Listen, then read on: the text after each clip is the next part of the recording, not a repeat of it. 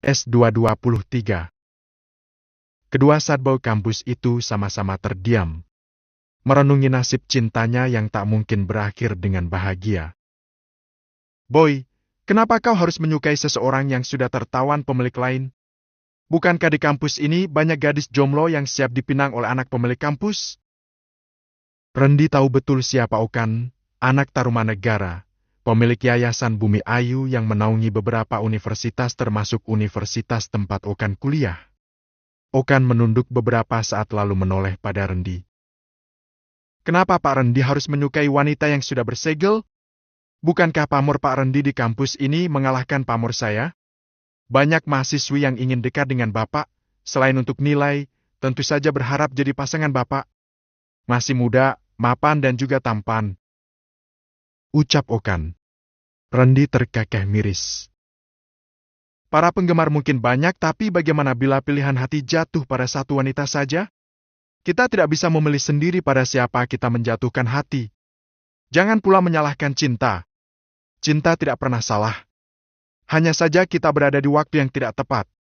Andai saja kita bertemu dengan pilihan hati pada saat sama-sama saling sendiri, mungkin aku akan berjuang mendapatkan wanita itu. Ucap Rendi. Okan mendesah. Dia kembali memetik gitarnya. Apa Bapak mau request lagu sedih? Cetus Okan asal. Rendi tampak berpikir. Just so you know, Jesse McCartney. Okan mesem getir. Itu lagu tentang cinta bertepuk sebelah tangan, Pak. Layakan cinta kita memang bertepuk sebelah tangan, toh? Sahut Rendi miris. Okan mengangguk pedih dan dia mulai menyanyikan lagu permintaan Rendi. 'Cause you don't know how to make a feeling stop. Just so you know, this feeling stuck in control of me. Satu lagu selesai. Sekarang lagu dalam negeri. Pinta Rendi. Boleh. Sahut Okan. Ungu, cinta dalam hati. Ya elah, Pak. Itu lagu sedih bener. Elak Okan.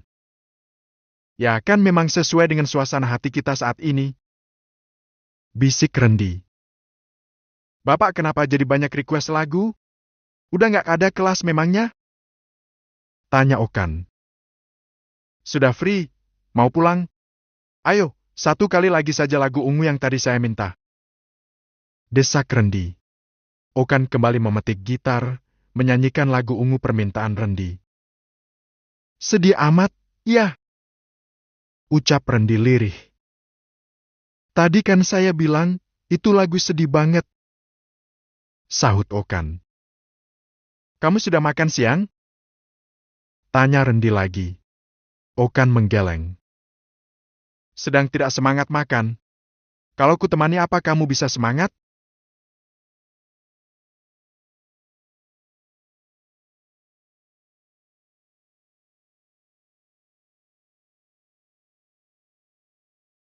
Okan menggeleng lagi. Ayolah, temani saya makan siang. Saya tahu kamu banyak uang. Tapi kalau kamu mau menemaniku makan siang, akan kutraktir apapun yang kamu mau. Pinta Rendi. Okan tampak berpikir. Kenapa Bapak memaksa? Saya tidak memaksa. Hanya meminta ditemani. Sanggah Rendi melas. Okan meringis kasihan melihat dosennya mengiba. Baiklah kutemani, tapi nilaiku nanti harus bagus ya, Pak. Kekeh Okan. Ya, gampang diatur. Rendi melangkah menuju parkiran. Okan mengekor langkah Rendi. Pak, kenapa tidak minta ditemani salah satu mahasiswi yang kerap bisik-bisik lihat Bapak lewat? Memang saya cowok apakah? Gerutu Rendi. Okan nyengir sembari mengalungkan tali gitarnya. Kamar Aleska. Eyos! Seru Saskia yang masuk kamar dengan tergopoh-gopoh disusul Lanita dan yang lainnya. Di kamar Eyos sudah banyak orang termasuk dokter dan perawat yang siaga saat mereka dipanggil keluarga Dharma Wangsa. Aleska tidak menjawab. Dia hanya menatap nanar Saskia yang perutnya sudah semakin besar. Kau masih ingat aku? Saskia menggenggam tangan Aleska. Aleska tersenyum tipis dan mengangguk. Alhamdulillah, ya Allah! Pekik Saskia. Namun Saskia mendadak lemas. Dia jatuh pingsan karena terlalu senang. Loh, kamu ini gimana toh, Kia? Aleska sadar kamu malah pingsan. Danisha heboh meminta yang lain memapah Saskia. Sisi. Lirih suara Aleska memanggil nama Sisi. Om panggil aku? Cetus Sisi dengan suara dan ekspresinya yang jenaka. Sisi dibantu Lanita mendekat pada Aleska. Terima kasih. Bisik Aleska masih pelan dan lirih. Hore, Om udah bangun.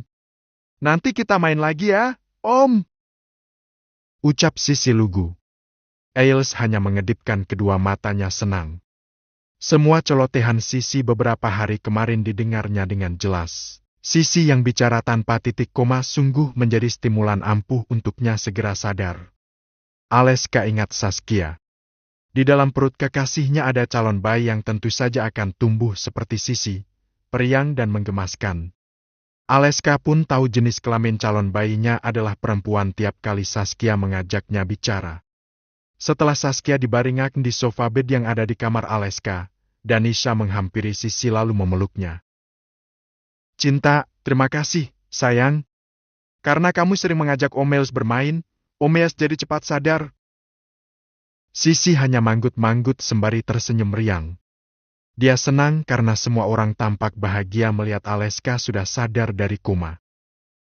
Om, nanti kalau dedek bayi udah lahir, kita mainan bareng sama dedek bayi. Cetus Sisi sungguh polos. Aleska mengangguk dengan mengedip saja. Dia masih merasa lemas dan sedikit pusing. Beberapa hari setelah Aleska sadar dari koma, Sisi rajin sekali ikut Danisha atau siapapun melakukan terapi dalam masa pemulihan Aleska. Sisi tetap saja berceloteh ke sana kemari dan Ailes tampak senang dengan keriangan Sisi. Ailes ingin cepat-cepat sembuh total agar kelak saat anaknya lahir, dia bisa menggendongnya dengan sempurna. Om, aku ke panti dulu ikut mama sama papa, mau ketemu teman-teman aku di sana. Sisi memiringkan kepala saat bicara dengan Ailes yang duduk di kursi roda pagi itu. Kenapa kepalamu miring-miring, sayang? Tanya Saskia yang sedang menyuapi Aleska sarapan seraya berjemur. Silau kena matahari, Tante. Jawab Sisi dengan senyum kenes. Hari itu rambut Sisi tetap dikuncir dua setelah dikeriting gelombang oleh Lanita. Rambut Sisi tampak semakin menggemaskan. Aleska menyentuh kepala Sisi dengan senyum merekah. Nanti kita main lagi, ya? Ujar Sisi. Ailes mengangguk senang. Keceriaan Sisi betul-betul menjadi amunisi untuknya. Dia berusaha turun dari kursi roda tanpa bantuan siapapun dan berdiri tegak menantang matahari pagi, melangitkan doa serta mengucap syukur tak berhingga pada Sang Khalik. Dirinya masih diselamatkan dan kembali pada keluarga tercinta. Dadah Omeas! Lambai Sisi dari dalam mobil yang melaju. Aleska melambai dengan senyum merekah. Sisi di matanya adalah gadis kecil yang ceriwis, kenes dan jenaka. Aleska menyukai Sisi. Panti asuhan Sanggraloka. Lanita sedang sibuk bersama pengurus panti yang baru, tapi ada sebagian pengurus panti lama yang sudah tertakar jujur dan tidak mengetahui soal dana yang diselewengkan Werdasi S. Anak-anak begitu riang mendapatkan banyak baju baru serta snack mewah pemberian keluarga Dharma Wangsa. Di sana juga ada Nilam. Lanita mengajaknya ke panti saat dirinya mengunjungi konveksi kecil milik tantenya Nilam. Betapa Nilam tak henti-henti mengucap terima kasih pada Lanita. Lani, entah aku harus membalas kebaikanmu dengan apa. Sudah membantu usaha tanteku yang nyaris bangkrut. Aku dipekerjakan di perusahaan suamimu. Rumah kontrakanku dibeli bahkan direnovasi serta ayahku mendapat perawatan khusus di rumah sakit besar milik keluarga Dharma Wangsa. Lo, berterima kasihlah pada suamiku. Dia yang sudah melakukan semua itu, Nil. Lanita memeluk Nilam. Suamimu bilang padaku, semua itu karena permintaanmu, Lan. ucap Nilam. Lani mengernyit.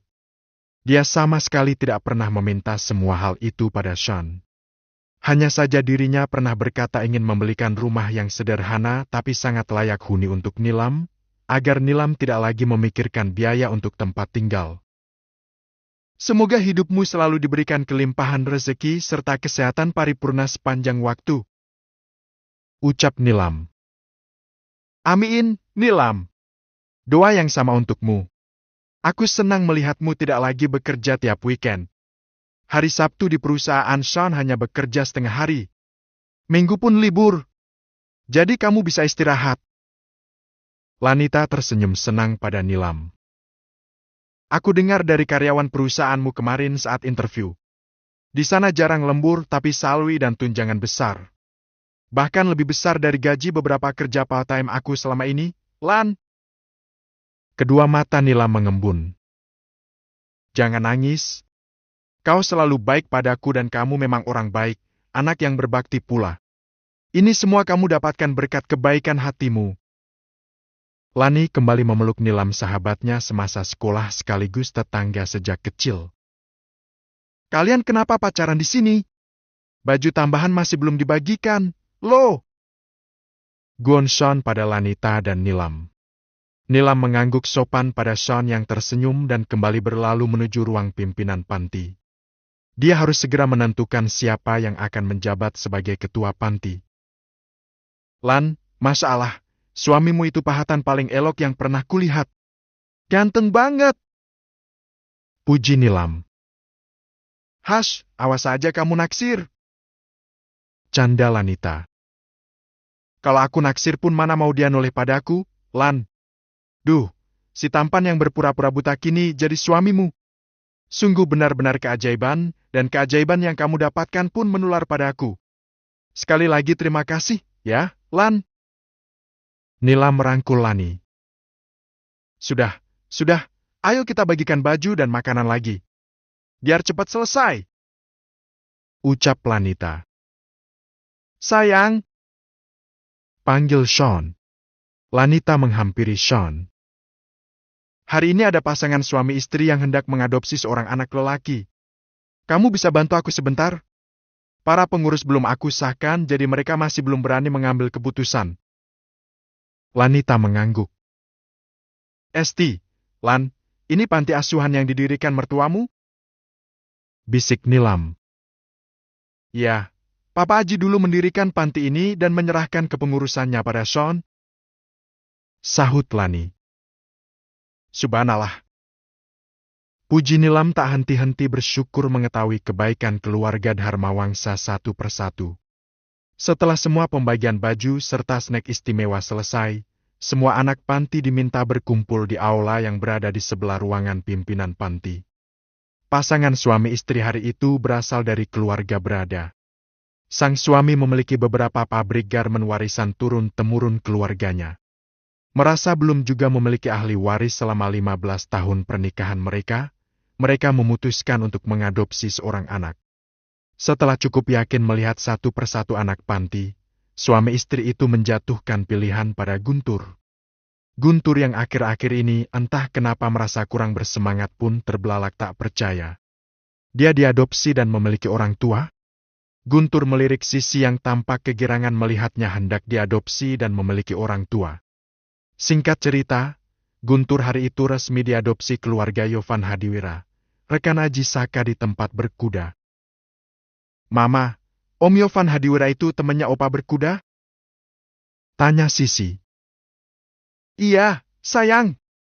Nanti bisa main ke rumah baru Guntur, dong. Kalau kamu mau nanti Mama sama Papa antar kamu bermain sama Guntur. Jawab Lani dengan senyumnya yang sangat dikagumi Sisi. Hore!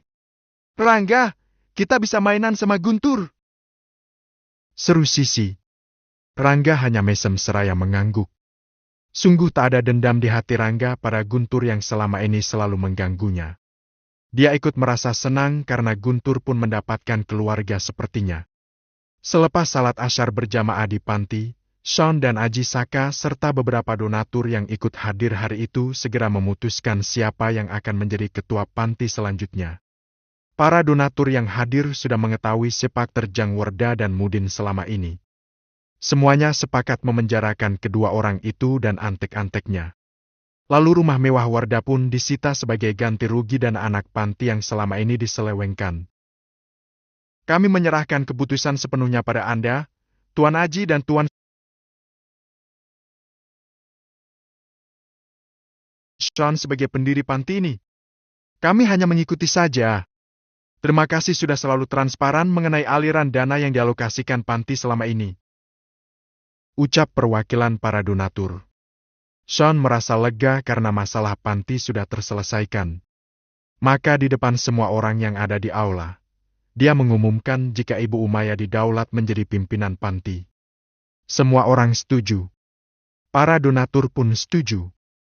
Hanya Umayyah yang gemetar karena dia tidak menyangka akan menjabat posisi tertinggi di panti tersebut.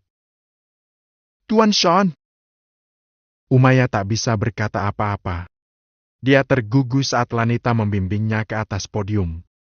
Umayyah hari itu tampak elegan dengan kostum yang sudah dipersiapkan Lanita. Rambut ditata rapi dan wajah dirias minimalis. Sungguh aura Umayyah sebagai sosok keibuan yang penuh kasih tampak memancar. Umayyah tidak menyampaikan banyak kata karena terlalu terharu. Dia hanya berharap dirinya bisa amanah menjadi pimpinan panti. Semua orang lega. Aura positif Umayyah mampu meyakinkan semua orang bahwa panti akan diurus dengan baik dan dana para donatur bisa dikelola dengan baik. Acara di panti selesai sudah. Lanita dan Sean merasa lega. Mereka pulang dengan perasaan bahagia. Namun saat pulang, Lanita segera dimintai tolong untuk mengerjakan tugas kuliah Sharon. Tentu saja tanpa sepengetahuan Sean. Lama banget sih di panti. Bilangnya pulang sore tapi sampai rumah jam 7 malam. Sharon misuh-misuh. Tadi ku ajak ikut nggak mau. Padahal seru, loh. Kikik Lanita. Sharon mencebik. Gimana tugasku? Aku pusing. Iya, tunggu saja di kamar. Aku mandi dulu. Sean mana? Bisik Sharon. Sudah melipir ke ruang kerjanya setelah salat Isya. Ada banyak kerjaan yang belum selesai. Sahut Lani. Oke, sip. Jangan lama-lama mandinya. Sharon kembali berlalu ke kamarnya. Kamar Sharon. Tugas apa sih, Syah? Tanya Lani dengan rambut setengah basah. Logika algoritma. Puyeng aku, Lan. Lanita serius membuka buku mata kuliah Sharon. Mempelajari beberapa saat lalu, dia mulai mencoba menerangkan dengan sabar pada Sharon. Bisa dimengerti, enggak? Sharon menggeleng sembari menguap. Anak-anak sudah tidur belum, ya? Sharon malah beranjak hendak keluar kamar. Ini tugasmu belum selesai, loh. Teriak Lani. Kamu aja yang kerjain. Sahut Sharon menghilang di pintu kamar. Tak berselang lama Sharon kembali masuk kamar disusul Rangga dan Sisi. Oh, ya, Sharon sudah bisa menerima kondisi Rangga karena semua luka sudah mengering total dengan kecanggihan alat medis Dr. Egidia. Hanya tinggal menghilangkan bekasnya saja dan itu perkara mudah bagi dokter cantik tersebut. Sharon menyalakan televisi. Tante punya film bagus, kalian nonton di sini saja tapi sambil pijitin tante, ya? Sisi dan Rangga mengangguk patuh, sementara Lanita hanya menepuk dahi dan menggeleng berkali-kali melihat ulah Sharon. Dia harus segera menyelesaikan tugas kuliah Sharon dan meminta anak-anak untuk tidur. Namun setelah setengah jam berlalu saat tugas kuliah Sharon selesai dikerjakan, kepala Lanita terkulai lemas lalu menggeloso di meja bundar yang ada di atas permadani. Sisi dan Rangga masih memijati kaki dan tangan Sharon yang sudah mendengkur dengan posisi telentang. Film masih belum selesai, tapi Sisi sudah menguap. Dia menghentikan pijatannya lalu meringkuk di sebelah Sharon, tak lama dia pun ikut mendengkur. Rangga pun demikian. Matanya sudah tinggal beberapa watt. Akhirnya dia pun tertidur di sebelah Sharon juga. Jadi posisi Sharon kini tidur telentang di apit Rangga dan Sisi yang meringkuk polos. Jarum jam menunjukkan angka 10:30 malam. Sean pun sudah selesai merampungkan pekerjaannya. Dia kembali ke kamar. Tapi Lanita tidak ada. Kemana gerangan kelinci kecilku itu? Gumam Sean sembari keluar kamar menuju kamar anak-anak. Tak ada juga. Sean bingung kemana Lanita. Akhirnya Sean menuju kamar Sharon yang pintunya setengah terbuka dan terdengar suara televisi yang cukup keras. Sudah malam anak-anak masih menonton TV? Gumam Sean lagi. Alangkah terkejutnya Sean. Lanita tertelungkup tidur dengan posisi duduk. Sharon pun mendengkur manja dengan posisi telentang yang tidak beraturan, sementara kedua anaknya meringkuk pulas di kedua sisi Sharon. Suara televisi mengalun keras. Ini habis ada acara apa? Kenapa begini posisinya? Pasti Lanita dipalak mengerjakan tugas, kupikir dia tidur istirahat setelah seharian sibuk di panti. Sean menepuk dahinya. Sean mematikan televisi. Perlahan dia mengangkat tubuh Sisi lalu membawanya ke kamar Sisi. Begitupun dengan Rangga. Setelahnya, Sean membopong tubuh mungil istri tercintanya lalu membaringkannya di kasur dengan lembut. Sean kembali ke kamar Sharon dan garuk-garuk kepala melihat posisi tidur Sharon yang melintang ke sana kemari. Posisi tidurnya tidak berubah, ya? Sean menepuk dahi lalu membetulkan kaki Sharon agak sedikit rapi lalu menyelimutinya. Volume AC dibesarkan lalu lampu dimatikan. Sean menutup pintu kamar Sharon pelan dan kembali ke kamarnya. Dia memperhatikan Lanita yang tergolek pulas di atas tempat tidur. Sean menyelimuti Lanita dengan lembut lalu mengecup kening Lani penuh kasih. Hatimu begitu bersih dan tulus, sayang. Jangan lelah mencintaiku karena aku tak akan sanggup bila harus hidup tanpamu. Sean mematikan lampu lalu naik ke tempat tidur, memeluk Lani dari belakang, memberinya kehangatan dan perlindungan yang dia janjikan dalam hati, bahwa kehangatan yang dia berikan adalah abadi untuk istrinya seorang. S224. Rangga dan Sisi sudah resmi bersekolah di International School atas permintaan Sean. Tapi di rumah, Lanita juga mendatangkan guru mengaji. Selain belajar ngaji, Ustaz Ridwan pun diminta menjadi penceramah untuk seluruh penghuni rumah Sean. Lanita merasa wajib menyirami rohani seluruh penghuni rumah termasuk asisten rumah tangga, security dan juga beberapa anak buah Sean dan Aji Saka. Awalnya ustaz tersebut diminta mengajari baca Al-Quran beserta tajwidnya untuk Rangga dan Sisi. Tapi antusias penghuni rumah lainnya sungguh di luar dugaan. Masya Allah.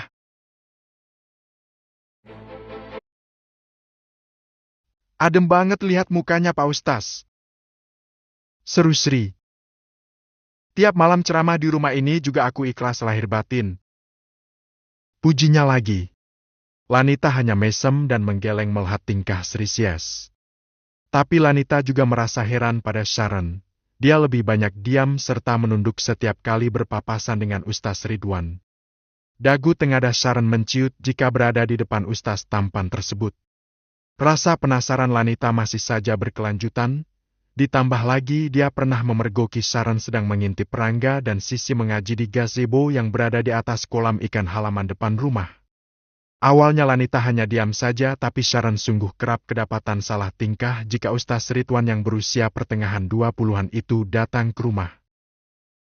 Sayang? Panggil Lani pada Sean yang sedang sibuk memeriksa piyama ungu baru dan masih berbandrol. Sahut Sean. Suamiku ini memang unik. Hobi koleksi piyama dengan warna yang sama. Apa nggak bosen ya? Batin Lanita. Kamu heran ya aku hobi mengoleksi piyama berwarna ungu? Cetus Sean. Kok, kamu tahu isi hatiku? Sahut Lani. Aku kan ada di hatimu jadi paham seluruh celotehan isi hatimu. Sean mengekeh. Kamu apa nggak bosan semua piyama warna ungu semua? Ngalaklah, sepertiku yang tak pernah bosan lihat kamu tiap hari. Lanita memutar bola mata jengah mendengar ucapan Sean. Masa aku disamakan dengan piyama ungumu itu? Lanita cemberut. Piyama ini adalah pakaianku dan kamu adalah perhiasan terindah dalam hidupku. Klop, bukan? Kenapa kamu jadi gombal? Gombalin istri tercinta memang tidak boleh. Lanita menepuk dahinya. Aku kasih hadiah berlian atau black card, kamu tak suka. Aku kasih kamu gombalan, tak suka juga. Aku harus memberimu apa, sayang? Kamu sudah memberiku cinta dan kesetiaan saja sudah sangat lebih dari cukup untukku. Jawab Lani. Aku tak akan pernah berjanji untuk setia padamu. Celetuk Sean. Cebik Lani. Kenapa begitu? Ada rencana punya istri lagi? Lani cemberut. Sean mesem dan dia masih saja memeriksa piyama-piyama barunya. Kita tidak akan setia karena janji, sayang. Kita akan setia karena cinta. Sean memberikan senyum paling tampannya untuk Lani. Lanita tersipu. Saat kamu tersipu dan malu-malu begitu selalu saja nampak cantik di mataku. Puji Sean. Lani kembali cemberut. Yang betul yang mana? Kamu bilang aku tambah cantik kalau lagi ngambek. Sekarang aku dibilang cantik kalau senyum malu-malu. Gerutu Lani. Itu artinya, dalam kondisi apapun kamu selalu terlihat cantik, sayang. Lanita terdiam, sudut matanya mendelik pada Sean. Apalagi saat kita main badminton dan wajahmu penuh peluh. Wah, sulit kulukiskan dengan kata-kata. Cantik dan seksi. Lanita semakin mendelik, tatapannya menghunus tajam pada Sean. Kamu kenapa menatapku serius begitu? Saat ini kamu pandai merayu. Tapi entah 20 tahun kemudian atau nanti saat kulitku keriput, masa iya aku masih dibilang cantik? Ya tentu saja. Sekarang atau nanti kamu adalah perhiasan terindahku. Cantik fisik mungkin perlahan akan sirna, tapi cantik hatimu tak akan pudar dimakan usia. Ingat, selain Tante Eve, masih ada wanita-wanita lain yang mengejar Papa Aji. Tapi kesetiaannya untuk Mama tak lekang oleh waktu. Aku pun demikian, sayang. Kasihan Papa. Wajah Lanita melunak. Tadi aku tuh mau bahas Sharon sebetulnya. Kenapa dengan Sharon? Sean selesai memeriksa 10 piyama barunya. Dia duduk di sebelah Lanita. Aku melihat gelagat aneh dari Sharon. Aneh bagaimana? Dia sering kedapatan salah tingkah kalau Ustaz Ridwan datang ke sini. Sean mengernyit. Sharon naksir Ustaz Ridwan? Sepertinya. Lani mengangguk. Ya tak masalah. Ustaz Ridwan masih single kok. Ucap Sean. Lalu bagaimana dengan Josh? Josh cinta mati pada Sharon. Kalau Sharon lebih menyukai Ustaz Ridwan ya Josh tak bisa memaksa. Itu pun kalau Ustaz Ridwan sama-sama menyukai Sharon. Nanti aku coba korek hati Sharon. Apa benar dia menyukai Ustaz Ridwan? Oh, ya, aku kemarin beli banyak gamis. Ada 11 gamis plus kerudungnya. Tak apa-apa, ya? Kamu mau beli gamis 1 truk juga tak apa-apa, sayang. Alangkah mubazirnya. Untuk apa beli gamis 1 truk? Mau disimpan di mana? Ya, barangkali kamu mau bagi-bagikan gamis gratis untuk acara pengajian kamu di perumahan ini. Kamu benar ikut ibu-ibu pengajian di komplek ini? Lanita mengangguk. Paling mudah sendiri, dong. Tentu paling cantik juga. Sean menjawel dagu Lanita. Lani menepis pelan. Banyak kok mama-mama muda yang ikut pengajian. Aku merasakan suasana baru yang hangat dan penuh kekeluargaan berkumpul dengan mereka. Sean mendesah. Sayang, maaf kalau aku tidak setiap 5 waktu menjadi imam salatmu karena sekarang waktu pulangku dari tempat kerja lebih sering menjelang tengah malam. Salat maghrib dan isya lebih sering di kantor. Keluh Sean. Tak apa-apa, aku mengerti kesibukanmu. Tapi sesibuk apapun jangan menunda-nunda waktu salat. Aku juga senang Ustaz Ridwan sekarang seminggu sekali mengadakan pengajian untuk semua orang di rumah. Aku minta maaf jika pemahaman agamaku masih sangat minim. Masih harus banyak belajar. Sean menunduk. Aku pun sama. Masih harus banyak belajar. kita sama-sama belajar. Jangan merasa minder begitu. Tepis Lanita. Aku selalu ingat pesanmu, jangan menunda-nunda waktu salat. Tapi aku masih saja selalu telat, apalagi saat sedang meeting atau dalam perjalanan. Sean mendesah dan menghela napas dalam. Salat tetap yang utama. Tunda pekerjaanmu lalu salat bila waktunya tiba, bukan menunda waktu salat hanya karena kamu sedang tanggung bekerja. Lanita membelai pipi Sean. Ya Allah, bagaimana bisa aku berpaling dari wanita paling indah yang ada di depanku ini? Engkau begitu sempurna diciptakan Tuhan untukku.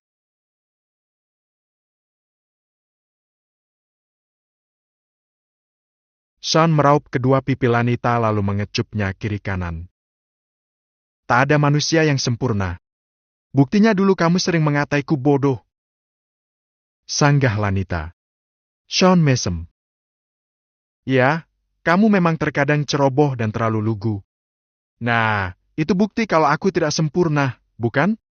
Aku masih punya banyak kekurangan.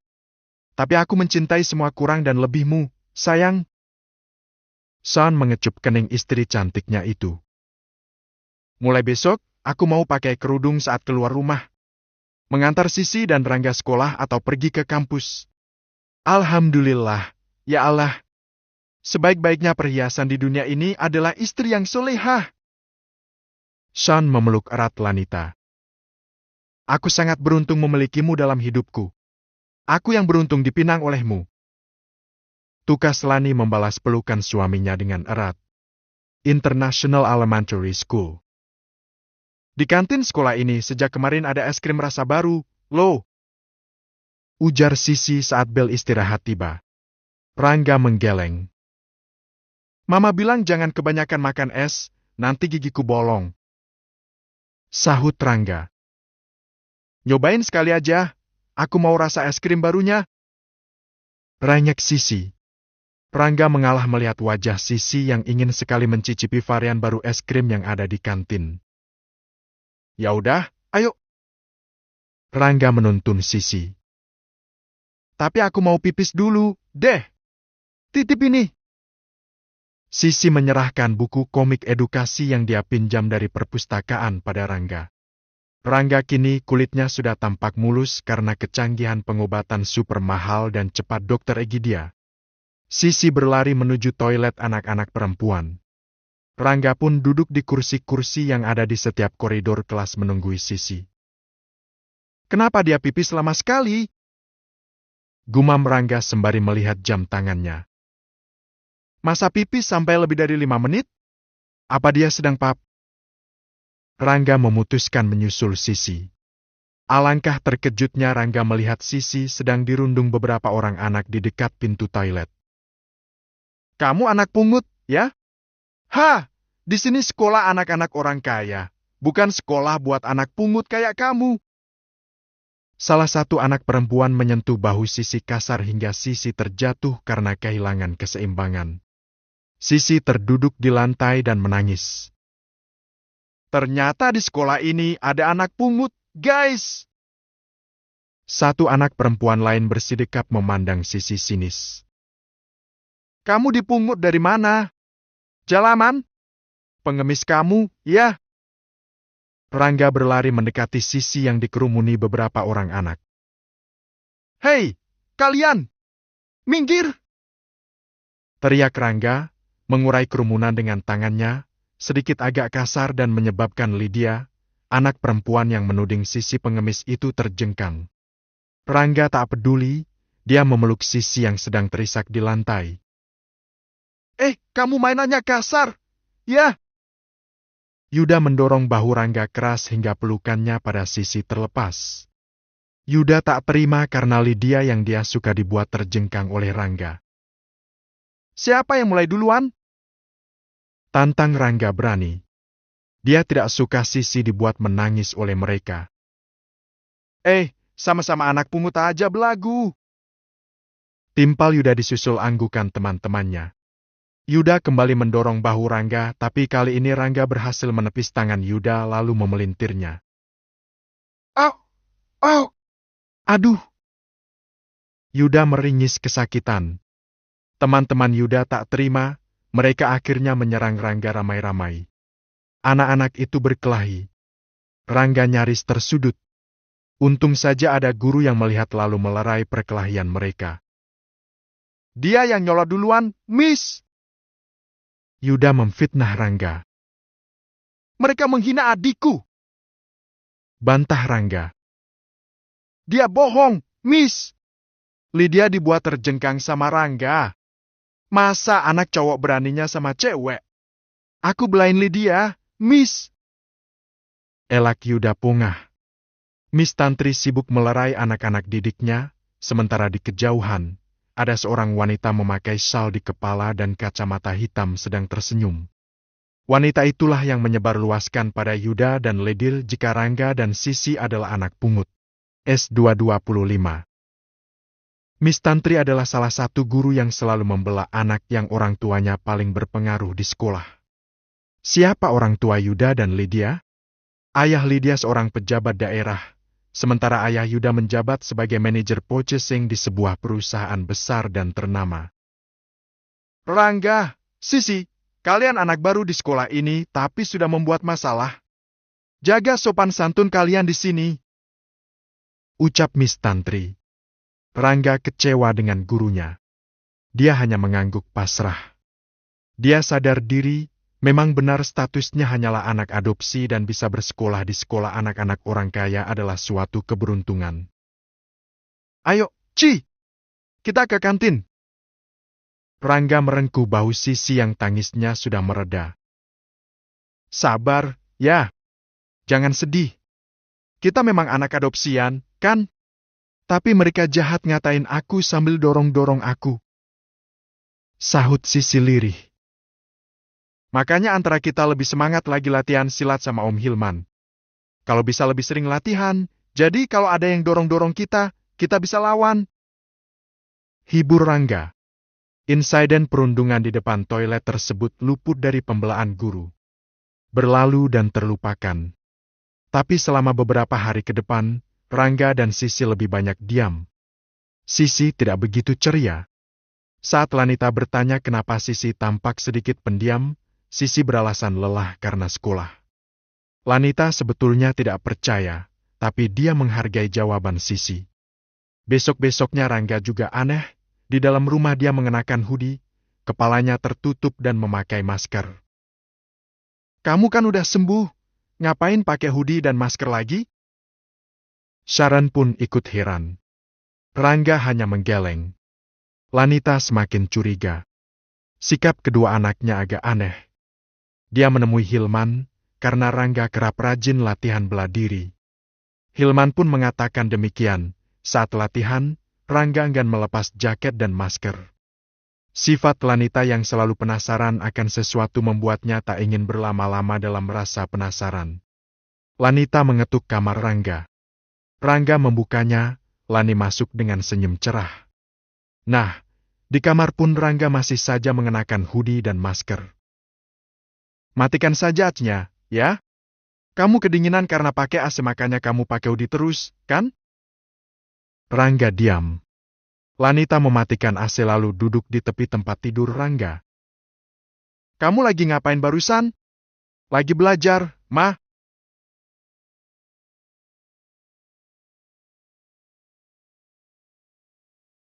Lanita melihat ke meja belajar, memang ada buku paket yang terbuka.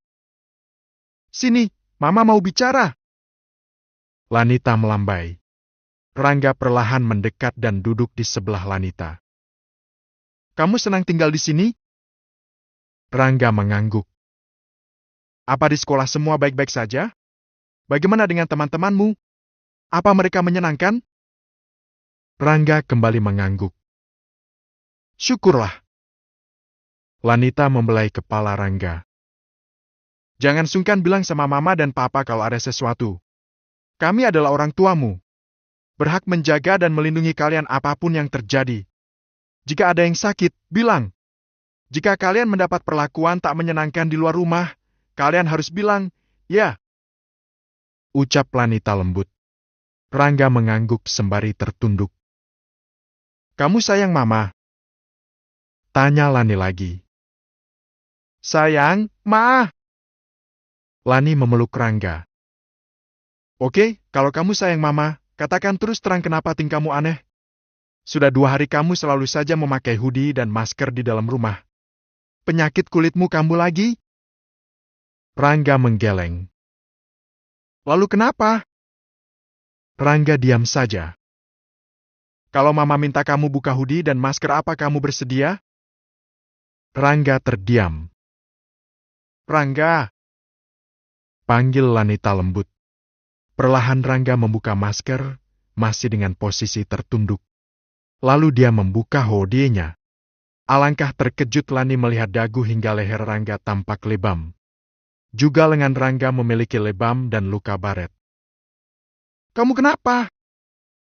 Lanita bertanya kaget. Jatuh. Rangga diam saja. Rangga, jawab Mama. Kenapa ada lebam dan luka di wajah dan lengan kamu?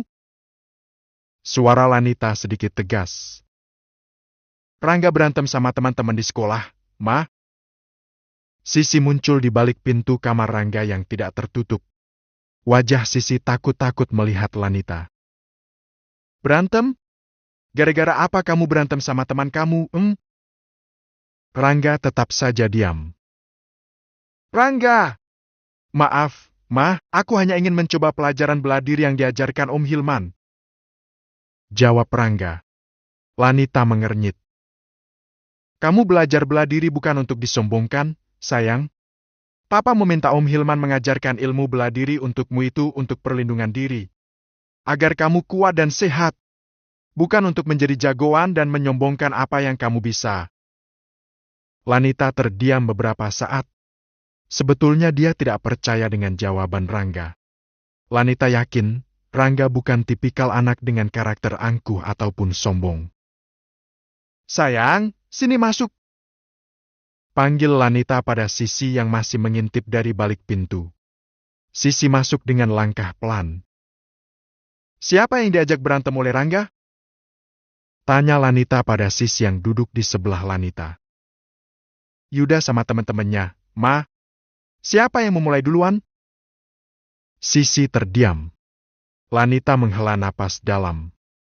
Kenapa Rangga dan Sisi menjadi hobi sekali susah ditanyai? Kalian juga tampak murung beberapa hari ke belakang. Dengar, katakan pada Mama apa yang sebetulnya terjadi.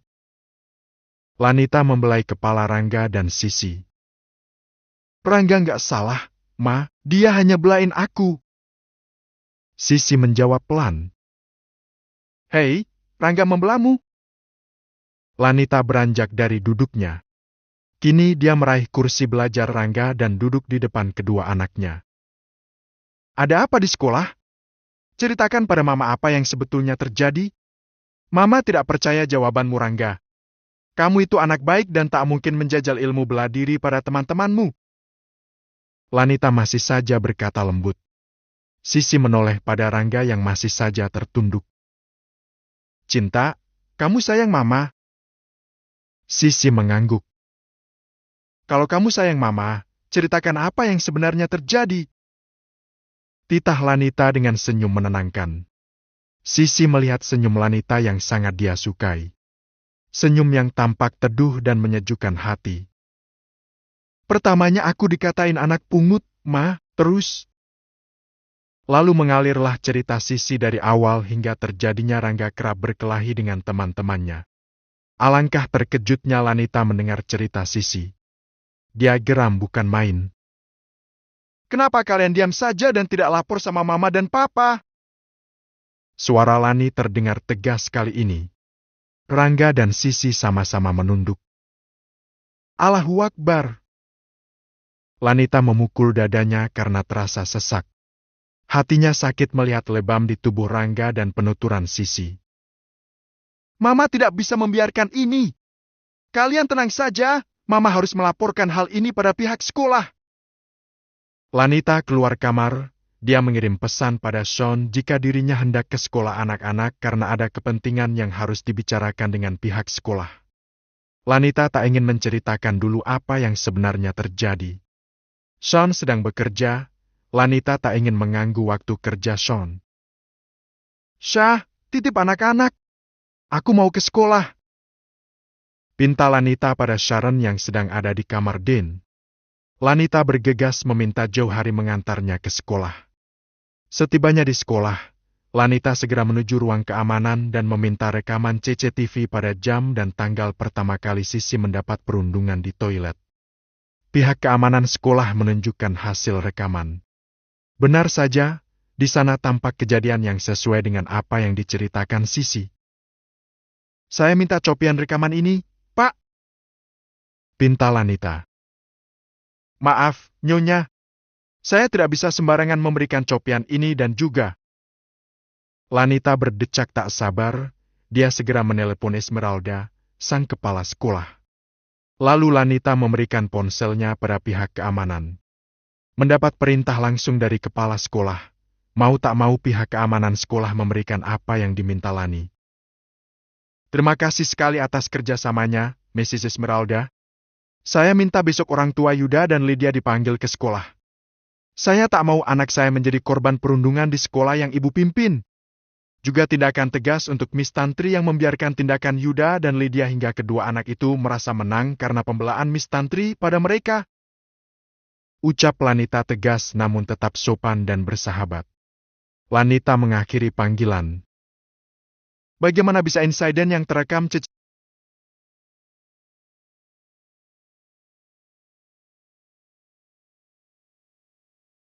CCTV seperti ini kalian biarkan?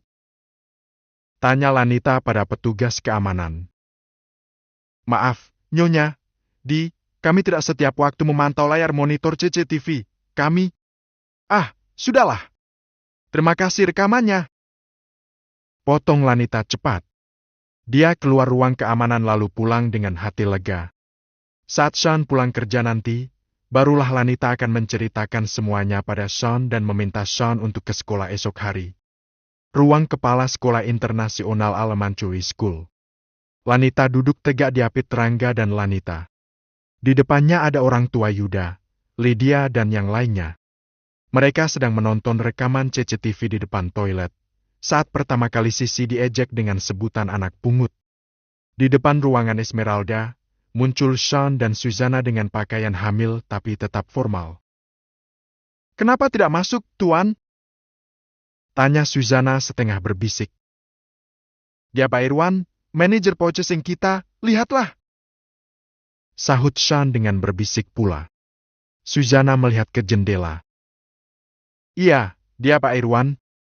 Apa jangan-jangan Pak Irwan ayah dari salah satu anak yang merundung Sisi dan Rangga? Sepertinya. Kita jangan masuk dulu. Aku tak mau dia tahu kalau Rangga dan Sisi adalah anakku. Pak Irwan ini baru 1 bulan bekerja menggantikan Pak Munajat yang sudah pensiun. Aku mau lihat karakternya seperti apa. Jika dia membela anaknya yang sudah merundung anakku, pecat sekarang juga, Sus. Titah Sean. Susanna hanya mengangguk mantap mendengar ucapan Sean. Sean ini baik tapi bisa kejam dalam waktu bersamaan. Irwan, ayah Yuda tampak memijat pelipisnya. Begini loh, Jeng Lani, ini kan hanya pertengkaran anak kecil, sudah biasa. Kenapa kami harus dipanggil ke sekolah hanya untuk masalah sepele seperti ini? Ucap Yanti, mamanya Yuda dengan dagu terangkat mirip Sharon. Dia mengipas-ngipasi dirinya padahal ruangan Esmeralda sudah berasi. Hal biasa? Hal remeh? Wajah dan lengan anak saya penuh luka dan lebam karena dikeroyok Yuda dan teman-temannya. Anda bilang hal remeh? Ini jelas kasus perundungan. Saya tak bisa membiarkan hal ini, Jeng Yanti. Lani berkata tegas. Sungguh cantik Lanita hari itu, memakai celana kulot dan blaus warna ungu muda serta pasmina dengan warna senada. Anakmu saja yang sok jagoan, makanya Yuda melawan. Masa iya anak lelaki harus diam saja? Kelit Yanti tetap bersikeras jika Yuda tak bersalah. Bu, panggil Irwan. Jelas anak kita yang memulai duluan, memancing perseteruan dengan mengatai anak Jeng Lani adalah anak pungut. Nah, benar atau tidak anaknya Jeng Lani itu anak pungut? Kalau benar ya tidak usah marah. Terima saja. Yanti menatap Rangga dan Sisi dengan tatapan meremehkan. Lanita meremat ujung blousenya. Sungguh geram dengan ucapan Yanti. Pantas saja anaknya Yuda memiliki karakter jelek, ibunya saja seperti itu perangainya. Irwan menghela napas dalam. Yuda, minta maaf segera pada Sisi dan Rangga. Papa! Pekik Yanti. Apa-apaan sih kamu ini? Kenapa Yuda yang harus minta maaf? Ma, Yuda memang bersalah. Terlepas dari benar atau tidaknya apa yang dikatakan Yuda tentang Rangga dan Sisi, dia tetap harus minta maaf. Tidak sepatutnya Yuda melontarkan ejekan seperti itu pada anak Jenglani. Apalagi dia dan teman-temannya menyerang Rangga bersamaan. Mama mau anak kita jadi preman? Sekecil ini sudah kasar pada teman-temannya, bagaimana jika besar nanti? Kau didiklah anakmu dengan baik. Kalau salah ya dia harus meminta maaf. Ucap Irwan panjang lebar. Anakku? Dia anakmu juga, Pak. Protes Yanti. Ya, karena dia anakku, maka aku suruh dia minta maaf pada Rangga karena Yuda bersalah. Tandas Irwan. Yuda, minta maaf pada Rangga dan Sisi. Titah Irwan tegas. Yuda mengkeret di sebelah Yanti. Dia memang takut pada ayahnya itu. Jangan memanjakan anak. Kalau salah ya salah, jangan terus dibelah. Pungkas Irwan. Ibunya Lydia serta orang tua teman-temannya Yuda hanya menghela napas dalam. Mereka menanyai anak-anak mereka tentang kejadian yang sebenarnya. Sama dengan Yanti, ibunya Lydia tidak terima anaknya disalahkan. Dia merasa anaknya adalah anak seorang kepala daerah, jadi untuk apa merendahkan diri meminta maaf pada Rangga dan Sisi. Namun anak-anak itu tak bisa mengelak, karena Esmeralda menemukan satu rekaman CCTV lagi saat Yuda mengeroyok Rangga yang membelah Sisi dan dirinya karena terus dihina sebagai anak pungut. Di luar ruangan Esmeralda tampak Sean dan Susana yang bernapas lega. Irwan ternyata seorang ayah yang tegas dan bijak, tidak seperti istrinya. Kita masuk sekarang, Tuan? Tanya Susana. Sean menggeleng. Nanti saja. Kembali ke dalam ruangan. Tampak Yuda, Lydia dan yang lainnya meminta maaf pada Rangga dan Sisi. Esmeralda ikut memihak Lanita dan memberi perintah dengan tegas pada semua anak untuk meminta maaf pada Rangga dan Sisi. Irwan dan orang tua lainnya meminta maaf pada Lanita. Hanya Yanti dan Venita ibunya Lydia yang masih bertahan dengan keangkuhannya. Perundungan ini jelas adalah perundungan fisik, perundungan verbal dan juga mental. Jika kejadian seperti ini terulang, saya akan mengambil tindakan yang lebih tegas lagi pada anak kalian. Melaporkan pada dinas pendidikan bahkan pada pihak yang berwajib, polisi. Tandas Lanita pada semua orang. Singkat cerita, masalah menjadi clear. Lanita memastikan jika Yuda dan teman-temannya tak akan lagi merundung Rangga dan Sisi. Semua diselesaikan dengan damai dan kekeluargaan. Tapi jangan harap jika kejadian terulang lagi, tak ada lagi kata kekeluargaan dalam penyelesaiannya. Pintu ruangan Esmeralda diketuk. Silakan masuk, sahut Esmeralda. Sean masuk bersama Susana. Irwan yang jelas mengenal siapa Sean dan Susana tampak terkejut. Tuan Sean! Seru Irwan berdiri dan mengangguk pada Sean. Halo, Pak Irwan. Kita bertemu di sini. Sahut Sean santai sembari duduk di sebelah Sisi dan mengusap bau Lanita. Maaf, Papa telat, sayang. Dia siapa, Pak? Tanya Yanti dengan wajah keheranan. Bos besar, pemilik perusahaan tempat baru aku bekerja. Jawab Irwan. Yanti terbelalak. Dia menurunkan tumpang kakinya. Dagunya yang sedari tadi tengadah segera diturunkan lalu mengangguk tersenyum super ramah pada Sean dan juga Lanita. Yuda sendiri semakin mengkeret. Ternyata Rangga dan Sisi adalah anak dari atasan tertinggi tempat ayahnya bekerja. Venita, Ibu Lydia pun tak kalah terkejut. Dia tentu saja tahu siapa Sean Dharmawangsa. Sokongan dana untuk kampanye suaminya menjadi kepala daerah berasal dari kucuran keluarga Dharmawangsa. Venita dan Irwan menundukkan kepala hormat pada Sean. Tak ada bantahan. Harisma Sean Harmawangsa menenggelamkan keangkuhan para orang tua yang sebelumnya bersikukuh jika anaknya tidak bersalah.